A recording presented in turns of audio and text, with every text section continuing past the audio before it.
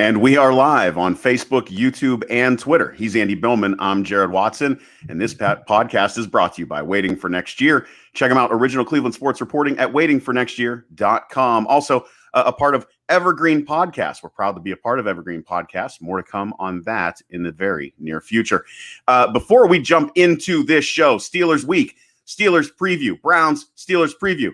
I just need to get a couple of clips out there for the folks to listen, because Andy, our wonderful co-host, is the executive producer for a podcast called Best Fridays in Football. And Urban Meyer's on that show, Buddy Martin, and a former Steelers quarterback, Terry Bradshaw. Terry took an opportunity to take a swipe at not only the city of Cleveland, but our co-host, Andy, who is the executive producer of that show. Andy, if I were you, I would quit my job as executive producer of Best Fridays in Football, because there's a lot of smack here that you just don't need to take. You don't need to take this type of talk. So here's Terry, and in his words, what he thinks about the city of Cleveland. A big game this weekend, by the way, if it comes off. About those Browns, Cleveland. By the way, I want to talk about the Browns a little bit too. Browns. I know our executive producer is a Browns fan. He's jumping up and down. He can't possibly be a Browns fan. Browns have no fans. No fans at all. His name is Andy, and he sure is a Browns fan. Yeah. But he asked me to ask you about it. Then Andy's not a fan. It's impossible to be a fan of Cleveland. Talk about that. Browns. Talk about what is exciting about Brown? Brown the color, Brown this, Brown that. No, Browns are terrible. They can't beat Pittsburgh. Not going to happen. That's clip one. The second one's a little shorter, but kind of hit me right in the heart. Even the stadium's ugly. Everything about that city is just ugly. Okay. Ugly. Everything about the city is ugly, Andy. Andy, first of all, what I want to know is, if you're executive producer of this show, why doesn't Terry Bradshaw have a real microphone? Why is he calling in on a mobile phone that he got from Walmart, that he's got to pay for his minutes every couple of days? Well, he's primetime Terry. Good morning. Clearly, it is Brown Steelers week, everybody, and Jared Watson's there. I'm Andy Billman here, and it's time to now talk about this week. It's time to stir the pot, as someone would say. Yeah, us as Browns fans and Clevelanders have been mocked and pushed around for recent years for obvious reasons. The team's been terrible. We love the Indians, we love the Cavs, but we all know at the end of the day, because of Canton, Paul Brown, and the history of the sport, that this is a Browns town at the end of the day, and the Browns town is lighting up like a jack-o'-lantern. But because of this, in recent years, and since the team's moved back, we've been laughed at and frankly considered a loser by Steeler Nation fandom. Last year, the Myles Garrett moment added to this rivalry by what happened, and it added some more heat with the T-shirts and the jabs being thrown back and forth by both fan bases, and by frankly both teams in the press. They really took it at each other, and you know what? It's fun.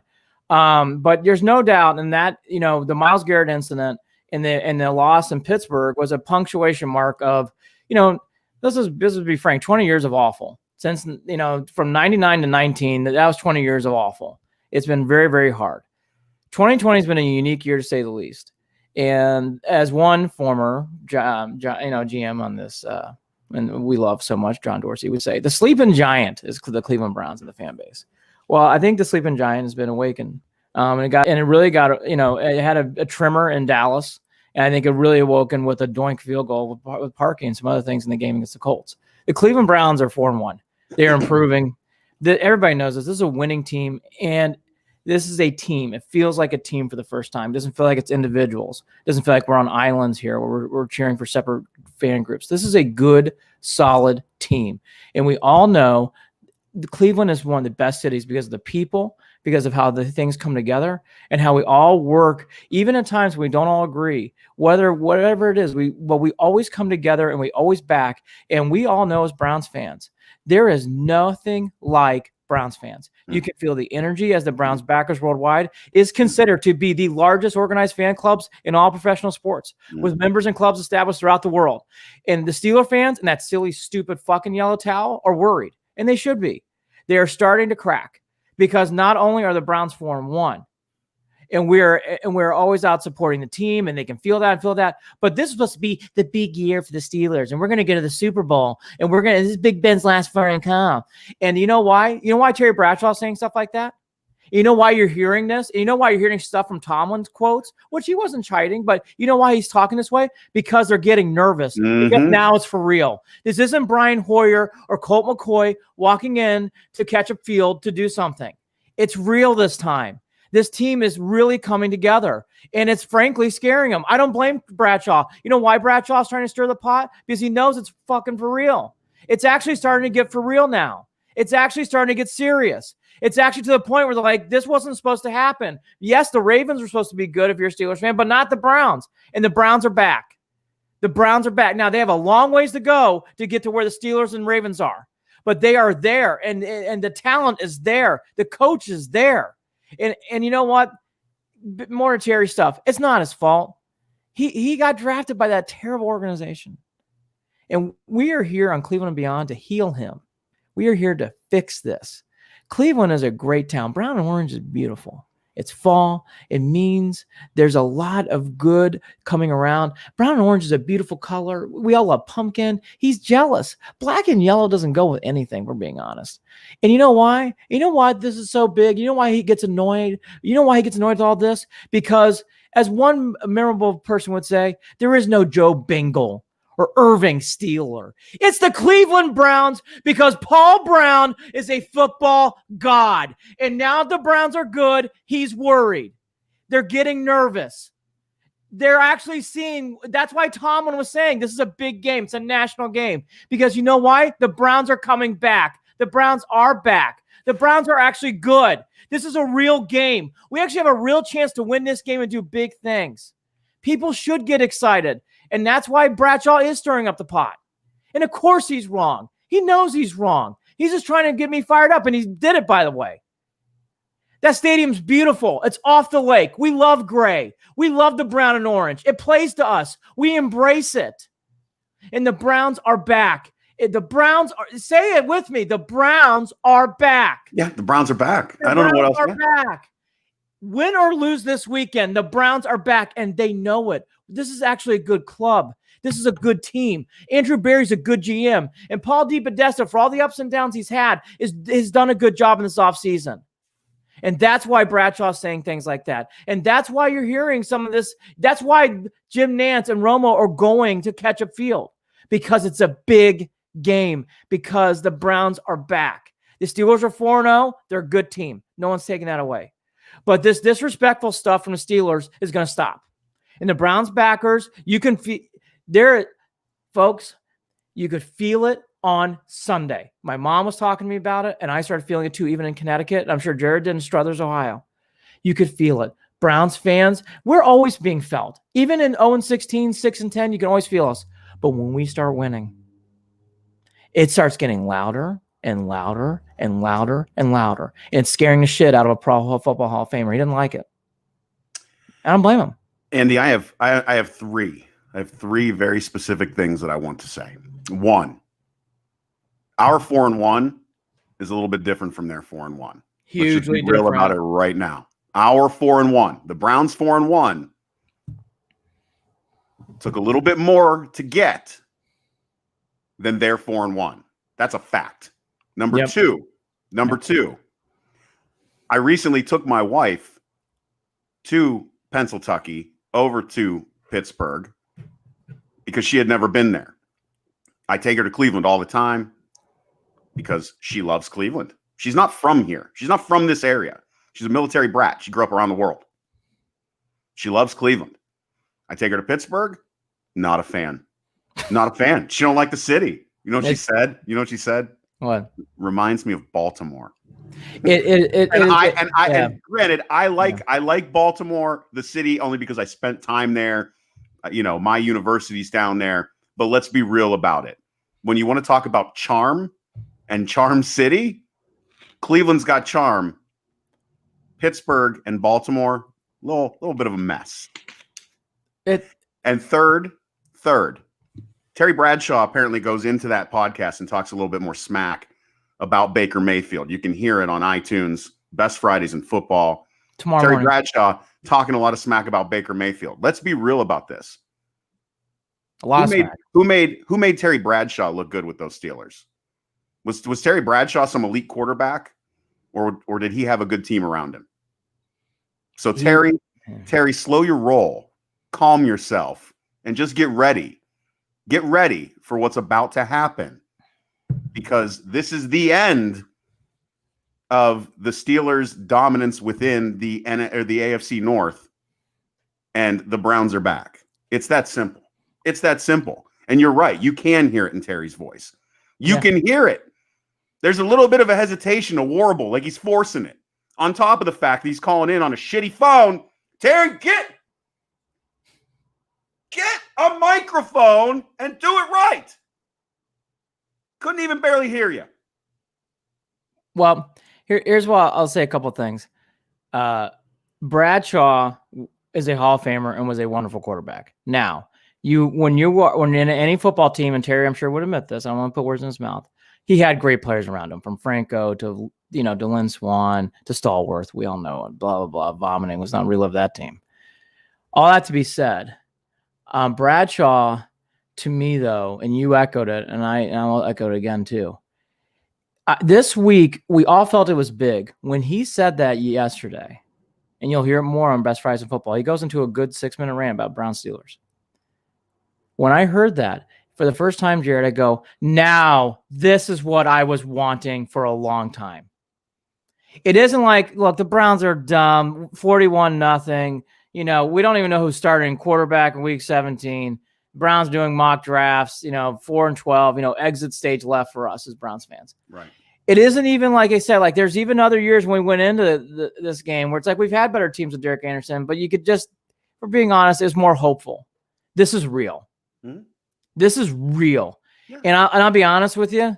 I'm going to put it to the other side of the ball. What Myles Garrett is doing and how he's coming into this game, and we all know the storyline, and it's a big storyline. It's the first time he's playing Steelers since that suspension. He is not just playing well. He is not just playing great. He is playing MVP football on not just defensive, but as a player in the league. Right now, Myles Garrett's playing like Lawrence Taylor. He is affecting the game. He is causing points. He is scaring the crap out of players. And he is playing at an all-pro Hall of Fame level. He is dominating the game. And he's still not getting any of the calls for the hands in the face and the holding. Nothing. They can't do anything about it. And not complaining about it. No. The man comes in running horizontal with the ground. Have you seen how he will cut that edge? He bends sideways, horizontal to the ground to get around those offensive linemen, and is having no problem doing it. It's easy to focus on Bradshaw and the Steelers, but we all know the steel curtain's what really led this team at times. It's easy to focus on Nick Chubb, who's not playing in this game, or Kareem Hunt and Baker Mayfield. But honestly, if we're being truthful as Browns fans, the real big star in this team right now, the real big star is Myles Garrett. Yeah. Myles Garrett, if he continues to play like this, which I think he is, we are talking elite level stuff. You'll see NFL films do stuff on down the road. You are going to see that stuff coming down the road. Now, LC Ray coming in and putting in Cleveland sucks. This is good. You want to bring it on? That's fine. I love the rivalry stuff. I love the Michigan, Ohio State, the Purdue, Indiana stuff. I love that stuff back and forth. That's what this is stuff. I love rivalries. Rivalries is what makes sports great. And you have every right to say that. We're back. It's probably annoying you. And you know what? Don't worry. Yeah. It's all going to be over soon. LC Ray commenting on Twitter. It's all going to be over soon. I would be really worried about Myles Garrett. You wait until week 17 when Nick Chubb comes back, and you wait till you see Kareem Hunt running wild, and Baker Mayfield making big passes, and Landry making big plays, and Hooper and OBJ doing a great dance in the end zone. It's all flipped. It's all flipping. Yeah, it's fun when people say Cleveland sucks and they're 4-1. Like, I don't even. Okay. All right. Yeah, they suck. Hey, cool. And past years, you could say that. Even us on here would be like, well, yeah, we said it. Well, we agree. Right. We're looking at our Mac draft. Let's be real about this right now. EJ piping in on Facebook. Stay in your lane, Terry. Agreed. Stay in your lane. And easy there, Terry. Easy. And again, I work on Best Prize in Football, and Terry Bradshaw has been great to me. But that's but let's also say this. what he said was fucked up. And you can't say that crap. And we take it on the chin way too goddamn much. Yeah. Cleveland is a wonderful city. Yeah. Wonderful city. Bottom line. I love Cleveland. Frankly, I won't get in my personal life. If I could, I'd be living in downtown Cleveland today. Okay? But I won't go into that. I won't go into that story today. I love Cleveland that much. We are working, Jared Watson and I, Kaylee Waterhouse, Holly Wetzel, we're all working for a company called Evergreen based out of Lakewood, Ohio. You know why? Because we're true Clevelanders. We love and believe this city. It's my second home. Yeah, it is. Look, I don't want to do too much of this. We believe in Cleveland a lot. And this is why the Bradshaw, and you're going to start hearing some others this week come out and say this. The Cleveland force, and especially with the Browns backers, it's swirling. There's a lot of positive energy, not just because we have hope. It's real. The Browns are doing really good. They're winning real games. They're clinching games in again, this running game is suffocating at the end of the game. It's not suffocating. It's not national narrative hype that is driven just to drive ad sales through eyes on the TV. Right? That's literally what it was, when Odell came to Cleveland. It was all about the hype and the energy that television execs were able to, filter down to their producers, to then pump out through their show hosts, to then get everyone riled up. And all they were riled up for was a big giant letdown. And we were sucked into it too. Oh no, I can tell you this 4-1 is real. It's real. This 4-1 is real. This shit is real. This does not end in 4-12. No, no way. This is going to be okay. And dare I say it, 4-2 is still good too. I was going to bring that up. I'm glad I'm going to take the torch on this.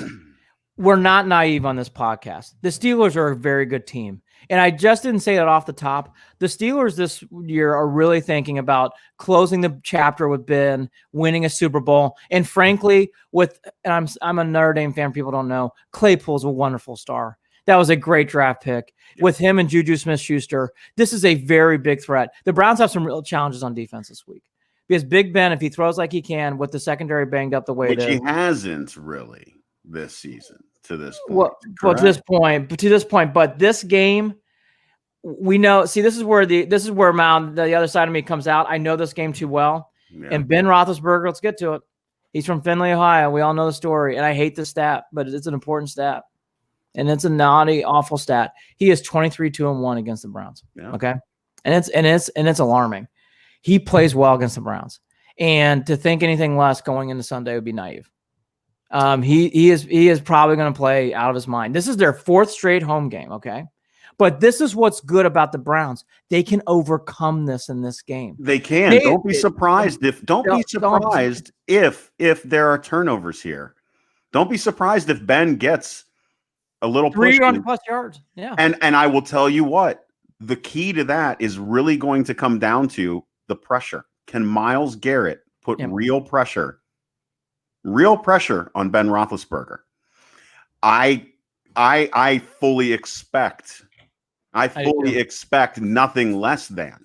So until this is the thing. We're 5 games in. Show me a team like these last 4 games, no one's been able to stop Myles. No one. And Olivier Vernon's come on a little bit. Playing much better. We've got guys in the secondary who flat out their coverage is awful. Their zones, everything's just awful. But they can read a quarterback at times and do it when it's needed and take the ball away. And that's happened. That's why, let's not forget that this secondary is why this team is so much in the positive regarding the turnover ratio. It really is the secondary. As terrible as they've been, as many yards as they've given up, pressuring the quarterback, making errant throws, and taking that ball away. If they can do that in Pittsburgh, then we're good, because I fully expect this Browns offense to score 30 points again. I do too. There's no reason for them not to. All right. The Browns, the reason why I'm so up on this game is because the Browns took a best shot from Dak Prescott. They took the best shot from Joe Burrow. They honestly, frankly, they played a very good team in the Colts. Not a great team, but a very good playoff team that's going to be sticking around in the playoff hunt all year. Right. They won that game. They out hustled and outplayed a possible Hall of Famer Rivers, but a very good quarterback and in the latter stages of his life. Latter stages of his career. Sorry, not life. Latter stages of his career. But all that to be said, look, that's why this game is real. Could Big Ben go off in this game? Absolutely. I mean, frankly, the probably Browns can win. He might throw for 400 yards, and the Browns could win. That's my point, Jared. When Dak Prescott went off, who won the game? When Joe Burrow, who they couldn't stop, and by the way, I said on this podcast, and you and I talked about it too, Joe Burrow played a good game. I was really impressed. Browns still won. Browns still won. Browns still won. It's been a team effort, Andy. It's been a team. And it's been different guys stepping up. They've been grinding out wins.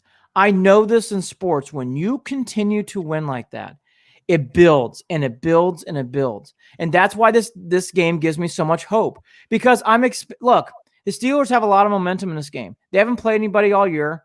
They've had a week. Have already had their bye week. This is their 4th straight home game. I know it's a pandemic. I'm not saying about the crowds or with the atmosphere so much as about, when you are at home 4 straight weeks, you're feeling good. Yeah, it's a lot easier than going out. Feeling good, and the Browns are coming in banged up. Very banged up. Their leading rusher is gone. Baker's ribs are still sore. You know those assholes are aiming for that right side. You know they are. They're going to come in. Yep. And so to get on that, according to Grossi yesterday on the Land on Demand, it sounds like Baker's going to play. That's all the intentions. Here's some quotes from him. Kind of the whole right side. Everything is intertwined right there. I'm lucky with the way that I landed on it. It was directly on my. It was not directly on my shoulder. Kind of rolled it a little bit. Obviously, it could have been a lot worse. End quote. That's Mayfield on his injury. He's limited in practice. It sounds like everybody believes he's going to play. Stefanski, quote, I think we will take it each day at a time here. He is sore today, so we'll work through it today, and we'll see what happens tomorrow, end quote. Yeah. Obviously, Baker is banged up. The one thing we should all keep remembering is Baker is a tough kid. We can go to there's 2 separate things we should talk about here. The Mayfield on the field needs to play better in the second half. The first half, Baker's wonderful, and there's some things that are inconsistent. But specifically that fourth quarter. That fourth quarter it's alarmingly bad. But all that to be said, he's improving each week, and he's done a nice job with that. Yeah. But the other half of Baker Mayfield is that guy is a tough SOB. Mm-hmm. He is a tough player and really embraces the city of Cleveland and the Browns and what we're about. He is tough. He gets up. Yeah, he's mangled, and he's definitely hurt, but the kid wants to play. And I got to be honest with you, it's hard not supporting him on a week like this. I love this guy. I want to say it again. I love Baker Mayfield. I love how he just wants to get out there and play and stick it out. He reminds me, if I were ever playing, which I never had any of the tent or got the pinky nail of any kind of talent that he does. I just love the fact, though, that guy wants to play. Because, Jared, a lot of guys probably would not have been as anxious or probably would be one to wrap it. We've seen it through here. We've seen it on other organizations, other quarterbacks. Baker wants to play. Well, Baker's going to play. Well, let's just, and I know this isn't something that we want to talk about, but can Stefanski's Browns, yeah, and they are Stefanski's win? Browns. Can they win without Baker? Yes, I think so too. I really genuinely think that this is a system that we've already seen plug and play for a number of players. Where, yes, there is a bit of a drop off at running back right now. Oh, no question. But at the same time, can time overcome some of that as well too? Because I do believe that this running game will improve over time, even without Chubb in there. So this is every bit of what, and I don't like comparing it. And I'm not saying that the Browns are the Patriots, but when we compare it to systems that are plug and play, we have seen it time and time again, year after year after year, where Belichick can do that out in New England. And it looks like Stefanski has the same type of ability regarding the system that he is running. Yeah. It's early. It's very early to make that call and solidify that comparison. But the early showings are this is a plug and play system that the Browns can win by putting in other guys that you wouldn't expect to shine. Dearness Johnson shined. Red Wine the other day shined. Right? Now, these are great. These are moments. They're blips. They're sparks. But we'll see if it can all catch fire and if this can be a consistent thing throughout the next coming years, which is the bigger picture of what we have been hoping for the past 20 years when it comes to regimes. So I still think that even if there are issues with Baker on Sunday, and even if Baker has to come out of the game, God forbid, that the Browns can still win that game on Sunday and will still win their next games, against the Eagles and the Bengals? It's a Bengals and Vegas Raiders. Vegas Raiders. Vegas Raiders. So here's a couple more things to what my partner just said.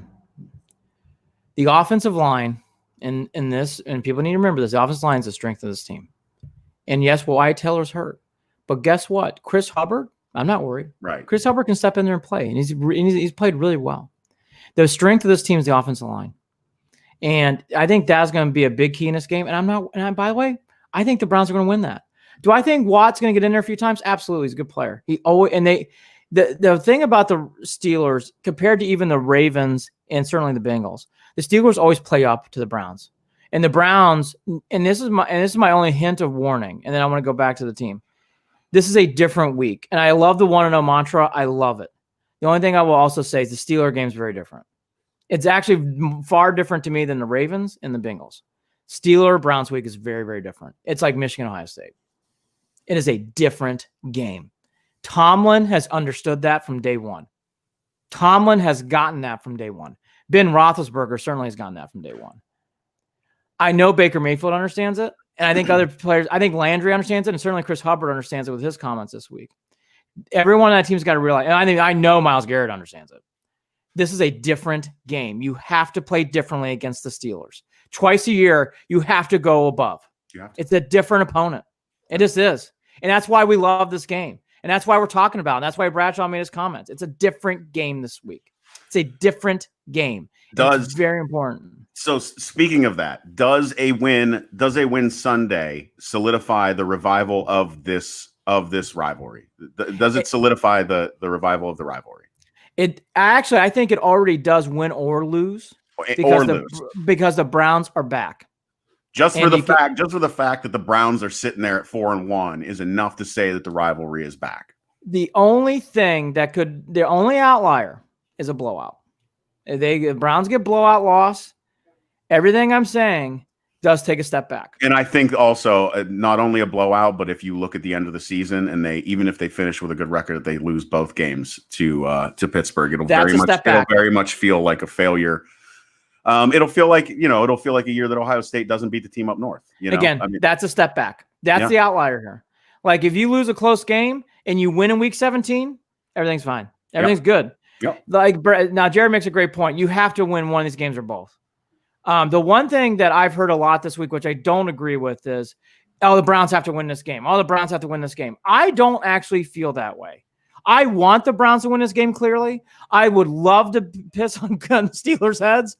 All that to be said, I don't think this is a must win. I've heard that a lot. I think that's way too overblown. No, it's not. It would be it would be a bummer. It would be a bummer for the sake of the fact that we're not saying that, right? But at the same time, again, this is a team that is banged up. This is a team that is going, on the road, playing a team that has had, a cupcake walk to their 4-1. Yeah, they have. So it would be frustrating, but it would be understandable because we all know that the Browns aren't going to win every, the rest of the games here on out. And we all know that winning 4 games in a row is already a nice streak. You want to keep it going, but 4 in a row is difficult in the NFL. 5 in a row is even more difficult in the NFL, right? I mean, come on now. So one of these teams is going to have to lose here at 4-1. And I guess I'll be able to swallow that pill if it's not the Browns on Sunday. But that said, very winnable game. Very winnable game. This game's in big time play. And that's, again, the Browns are back. The Browns are back. We got to start saying it. It's okay to say it. Yeah. The Browns are back. Doesn't mean they're going to win.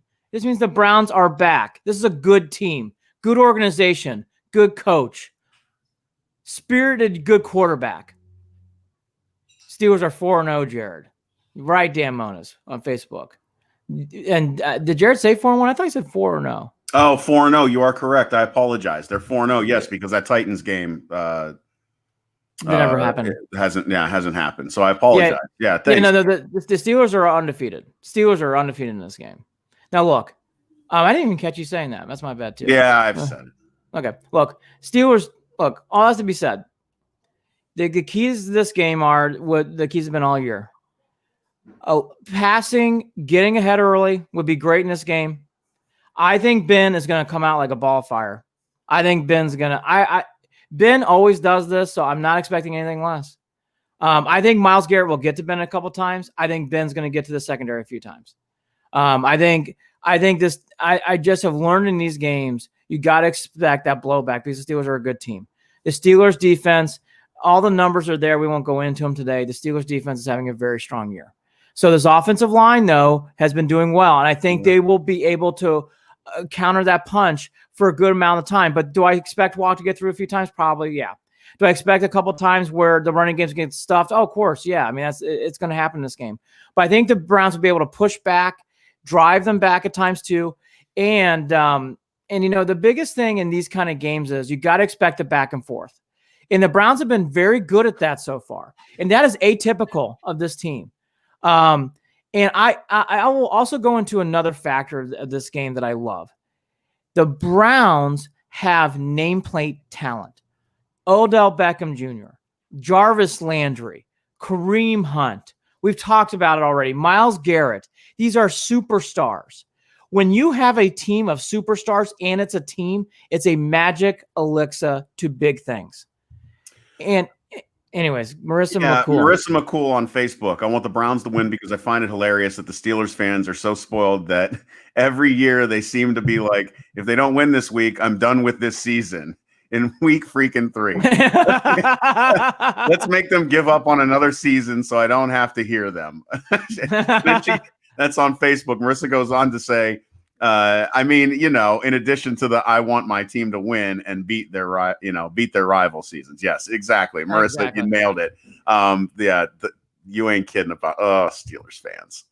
We spent the look. We've already exhausted that. Look, but she's so right. Those towels are awful. Dog bones are far tougher. Why would you ever support a color of yellow? Back in the day, when you said something was yellow, it was usually a negative connotation behind it. Yeah. It means you're weak. You're scared. And so why you're waving? Got Marty McFly in a car accident that ruined his rock star career. That's correct. That's correct. And Back to the Future 3 on a magical train. So look, all that to be said, wonderful films.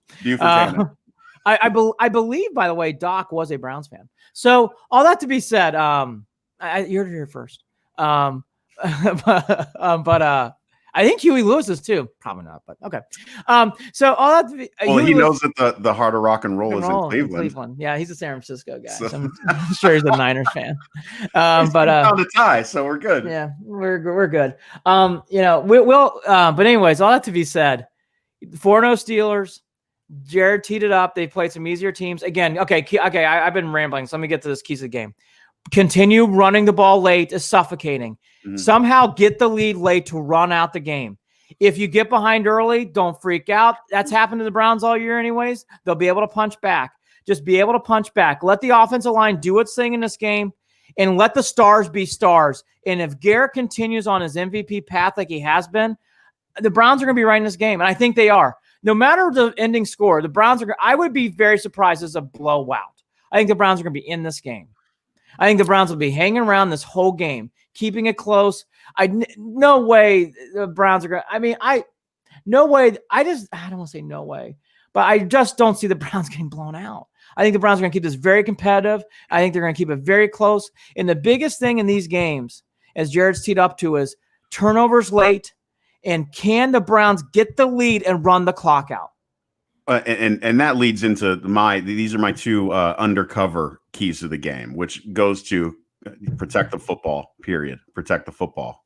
Yeah. You know, that's number one, and number two, I really need to see some solid play on special teams. I know Parkey has been solid, but that Parkey needs to continue, and we really need to not have the shaky moments on kickoff and punt returns. And Peoples on Jones, both sides of the ball. And Peoples Jones needs to be more confident when so he catches I the really ball. think that those things are really going to matter, and they scare the shit out of me sometimes, and I don't want to worry about that. So, the special teams card is not as hot coming in as these other things we talked about.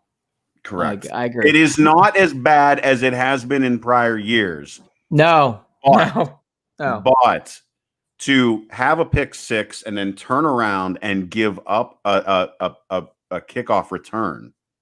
Was it a kickoff return? Yeah, it was a kickoff. No, there's a kickoff return. This team, pick six. So this team, for whatever reasons, had a disease with this, and I think it's been a disease for a long time. And I don't want to rip on Prefer because I'm going to rip on everything on this. I am tired of hearing we have a good special teams coach and they're going to put in a good system here. Where the fuck is it? Yeah, I don't want to hear it. Where the fuck is it? I'm tired of hearing that. I don't want to hear it. I just want to see it. I don't want to hear about these special schemes. It's been 10 goddamn years plus of this shit. Yeah. I don't want to hear about that anymore. Yeah. I'm tired of hearing that. That's the one thing I'm complaining about this team. I don't want to hear about, well, don't worry. We got this special teams mantra. We brought in this guru. I got the special teams guru coming in, and don't worry, he's going to fix this problem. It hasn't happened. 10 years of misery. No, I know. And by the way, Parkey's been the best of this crappy kicker situation. So fine, good. Even the doink went in, so I'm fine. I feel good. I don't feel great. I feel good with Parkey. But again, Peoples Jones, he looks nervous. Dearness Johnson, love him running the ball. He looks like a guy who can't catch a fly ball in a nervous ball game, as Jared referenced 2 or 3 weeks ago. This kicking and receiving kickoffs and punts has been miserable. Look, the Scottish Hammer is very good and solid. Everything else, Parkey's good. Parkey's getting close. He's good. He's good. To being a guy that I don't worry about. He's good. He's good. Again, I don't want to hear anymore about how these good coaches are going to fix special teams. Hasn't been done. It's the only nitpick. I don't want to go down that road anymore. Well, like I said, I really think that their ability to protect the ball will be key, and their ability to handle special teams as needed. Yes, will be. I don't want either of those things to be an issue, and I think that those will contribute big time towards that Browns W on Sunday. The big thing in this game that helps the Browns is that Connors is not. Here's the one good news: the running game for the Steelers isn't terrible, but it's not the Jerome Bennis days. Clearly, it is not the Le'Veon Bell days. Connors is not having a great year. He's not taking over games. And the Browns have done well against the run. rush. Yeah, so that should not be I actually don't. And that's what plays in this game for the Browns. Because when teams overthrow, more likely mistakes are to happen. By the way, we know that better than anybody. Even the great quarterbacks, you don't win throwing 60 times a game. It just doesn't happen. And we've seen quarterbacks this year have to throw that much because they can't run. And they're going to probably have to do that with Pittsburgh. It's going to be a lot. It's going to be a lot. It's going to be a lot on Ben's shoulders. So shut down Ben, and you win the game. Okay, I'm ready to predict this. Don't take this to Vegas. But for the spirit and for what I know and love, the Browns are going to win this game. And I'm ready for this. And it's not going to be easy. I would not be surprised if the Browns are down double digits early. I think Ben's going to come out hot in this game. And again, don't take this to Vegas. This is pure spirit. I just think it's time to turn this around. I actually think the Browns are going to be tied or down late. And I think 6 is going to make enough plays and do enough things to get this team in the end zone or Parkey kick a winning field goal to win the game. I just feel it. I started feeling it yesterday. I don't have bank it. I'm not saying cement it. I'm just doing it for the spirit of Browns, spirit of Believeland, spirit of Cleveland. It's time to turn this around. Again, I wouldn't take this to Vegas. I know the line is about 4.5 right now. I do think the Browns are going to win this game. I just do. I feel the spirit of this team. The Browns are banged up. They're lame duck. But the 95 spirit of Myles Garrett will make a play in this game like he has in all these other games that will spur on the victory for the Browns. Did you hear the sideline audio of that too prior to him with the strip sack? Basically said you're going to go out there and get a strip sack, walked out there and got a strip sack. Beautiful. Yeah. He is playing like Lawrence Taylor, and that's not anything I'm overhyping here. That's the only thing I can compare to. He is winning games like Lawrence Taylor would do in the 80s for the Giants. So what's your score? 33-30. Browns win. Okay. Browns win. Browns win. I wasn't going to do this. But I am. 31-24 Browns. Yep. It's time. I really wasn't going to do this. I was going to say more of you could have flipped that score. Look. But I think Terry Bradshaw's words put me over the top. there is a spirited Damn it, Terry. he awoke Jared. He awoke me. When I heard that comment, my whole it's like, there we go. He's actually concerned about this. He actually knows the Browns are legitimate this year. Yeah, there wasn't a lot of conviction in his voice, was there? No. He even said, and by the way, listen to the best Fridays in football. Coach Urban Meyer, host Buddy Martin. Thank you, Buddy Martin. Wonderful. We partnered with him. They are a wonderful partnership. And, Terry Bradshaw, you could tell he's stirring the pot, which is fun. Look, I love sports. Rivalries are my favorite thing about sports. Jared talks about the team up north. He can't say Michigan. I can't stand Indiana. There are things, I'm a Notre Dame fan. I don't like USC. I don't like that Trojan band. I don't like anything. But that's what's fun about sports. And what's fun is when you get guys like that who are actually genuinely concerned who played in the game, it gives you that thing of like, oh my God, he actually thinks the Browns are good. And I actually knew that. But when you get confirmation, it makes you start believing even more. And there's something about this team. I can't put my finger on it. It's like the 90s Indians where there's nameplate talent and then they're excelling. We'll have to see after Sunday, but this is starting to feel like that mid-90s Indians run with the Browns. Yeah. Where it's like there's real stars, Albert Bell, Kenny Lofton, Carlos Baerga, Eddie Murray. Names that will be in your head for the rest of your life. Jim Thome, Manny Ramirez, Odell Beckham Jr., Jarvis Landry, Baker Mayfield, Myles Garrett, Kareem Hunt, Nick Chubb. These are nameplate talent. These are big-time stars. Yep. This is not bullshit. Don't get bothered by past results, Browns fans. Let me talk to Browns fans for 30 seconds. Don't get bent down by bad results in the past. You've been talking to him for 45 minutes, Andy. I want to talk to him 30 more seconds. When you see that yellow crap, if you see it this week, don't bend down. Push forward. We are back. The Browns are back. This is legitimate. This is real. Come on board. Start drinking the cup of Believe Land. This is for real. I'm telling you, in the past, we've seen stuff with Derek Anderson. We saw stuff where we were hopeful. And we were rooting for him, but we were hopeful. This is not hope. This is legit. This is a real legit thing. The efficiency stuff says it.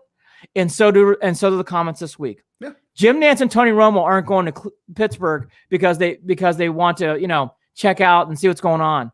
They're going because this is the national game. Well, it'd be nice for them to finally show up and the Browns do their part. Yeah. I feel like Jim Nantz and Tony Romo coming has been fool's gold usually. Yeah. Been a big letdown, laying eggs. Yep. Cool deal. Well, Andy, I would ask you if you had any final words, but I think you just gave them. And I am feeling confident, but I am also feeling like everything will be okay if the win does not come. So do not lose your minds if the Browns go to 4-2. It will be disappointing. It will be difficult. It will be frustrating. It will be a bummer. But none of us believe that is going to be the case right now. Let's go ahead and prepare for a win. Hope for the best and plan for the worst. I will be ready to come in here and do this on Monday or Tuesday or whenever the hell we can do this again because I got to go to Boston for the weekend. I'm leaving tomorrow. Yeah. So I will be ready either way. And like Andy had said earlier, no blowout, then we can talk. Yeah. That's all. The blowout's the only outlier. Yeah. And minimal. There's no, it's not even, I don't even want to talk about it. It's not even a thing. Not even a thing. So there we are with that. At any rate, you can find us on Facebook, facebook.com/Cleveland and Beyond. On Twitter at CLE and Beyond. Shoot us an email, andyandjarid@gmail.com. That's JARID. And we are a part of Waiting for Next Year. Check them out, original Cleveland sports reporting at waitingfornextyear.com. And thank you again to Evergreen Podcasts for allowing us to fly under your umbrella. Evergreen Podcasts out of Cleveland, Lakewood. Ohio, and Lakewood, and we are ready to officially launch with that. Hopefully, mid-November. Soon. We'll keep it a secret a little bit. Mid-November. Here's my final wrap-ups to that. On Cleveland and Beyond, you'll be seeing this posted all weekend. I am executive producer on Best Fridays of Football. I also do a segment on there. Please check that out. The Buddy Martin Show, obviously very different from what we do, but they do great Florida and SEC content. Please check them out. Also, a big shout out to Kaylee Waterhouse and Holly Wetzel. You'll be seeing and hearing more of them. I will do a quick wrap up, just me alone, on Sunday after the game, and then Jared and I will do a bigger thing together once Jared gets back from Boston, and we'll digest and break down everything quickly. Again, thank you to Buddy Martin. He's the man. I just want to give a special tip of the cap to him. As people can probably tell, I have not. I have goosebumps. I'm very, very excited about this game. Yeah. I'm very, very, very, very, very excited about this game. And thank you to Marissa McCool, Dan Monis, and to EJ as always. Thank you guys for tweeting and texting and sending all that stuff throughout the day. It means a lot to us. Keep doing that and check. Yeah, thanks to LC Ray 180 for saying Cleveland sucks. We don't care. Go ahead. Say it. Again, that is the spirit of this rivalry. That is the spirit of this rivalry. What's fun about sports is when you hang out with people who don't like your team and we can rib each other. All to be said, the days of Cleveland sucking are done. Yeah. They don't Done. He's Andy Billman. I'm Jared Watson. Talk again soon. Take care. Go Browns.